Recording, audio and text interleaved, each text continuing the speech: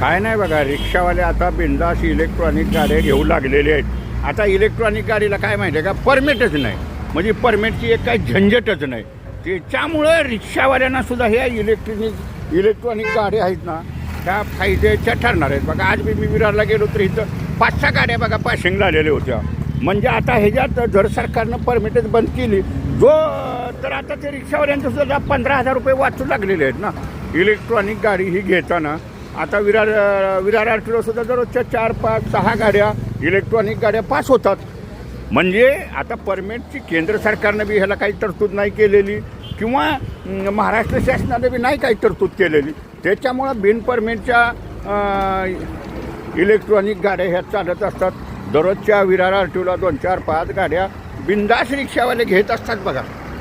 म्हणजे आता असं काही म्हणायचं काही काम नाही की इलेक्ट्रॉनिक गाडी चालेल का नाही, काय नाही, आणि मग त्याचा काही व्यवसाय होईल का नाही. मीटरनं मात्र व्यवसाय करायचा आहे इलेक्ट्रॉनिक गाडी असली तरी बी.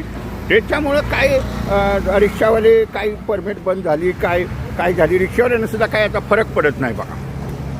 रिक्षावाल्यांना मुळात त्या परमिटचा काही फरक पडत नाही. रिक्षावाला म्हणतो 15,000 बी वाचलं आमचं आणि ते रिन्यू करायची बी झंझटच वाचली. जेव्हा सरकार परमिट लागू करेल त्यावेळेला आमची घ्यायची तयारी आहे. म्हणजे दररोजच्या जर अशा 5-6 गाड्या जर पासिंग व्हायला लागल्या इलेक्ट्रॉनिकच्या तर येणाऱ्या काळात त्या इलेक्ट्रॉनिक गाड्याच दिसणार आहेत.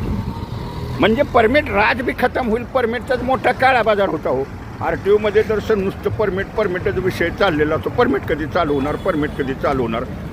जर रिक्षालाच परमिट नाही इलेक्ट्रॉनिक गाड्याला तर परमिटच्या चक्करमध्ये कोण पडेल हे बी मात्र लक्षात ठेवा. व्हिडिओ जास्तीत जास्त शेअर करा की इलेक्ट्रॉनिक गाड्यासुद्धा आता आर टी ओला नोंद करायला लागलेल्या आहेत. रिक्षावाले बी आता घ्यायला लागलेले आहेत.